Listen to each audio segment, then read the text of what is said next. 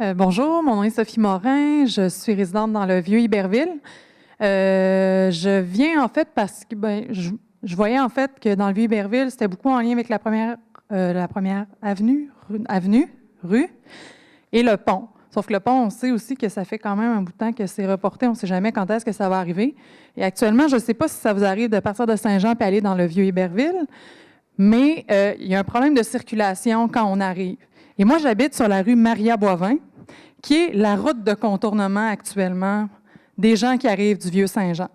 Puis on est plusieurs résidents avec de très jeunes enfants et on s'entend-tu que les gens qui veulent prendre la route de contournement, c'est les gens qui n'ont pas de temps à perdre puis qui roulent bien, bien vite. Fait que les gens tournent sur une rue pas de stop ou est-ce qu'il y a une autre intersection pas de stop, puis quand ils arrivent à la première rue, en tout cas, première avenue, là, ils montent.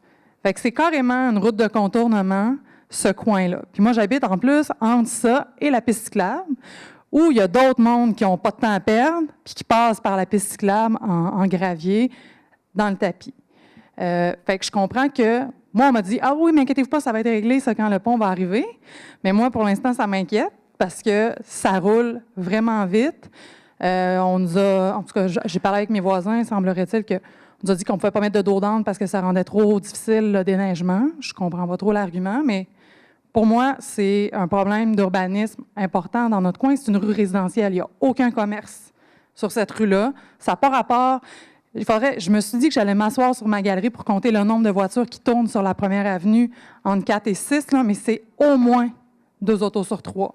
Au moins. Fait que là, il faut arrêter de nous dire que c'est du trafic local. C'est pas du trafic local, c'est vraiment une route de contournement. Fait que ce soit avec ou sans le pont, j'espère que ça va être pris en considération. Même si le pont est construit juste dans 10 ans, là, ça serait le fun que ça soit entendu pour dans bientôt. Voilà.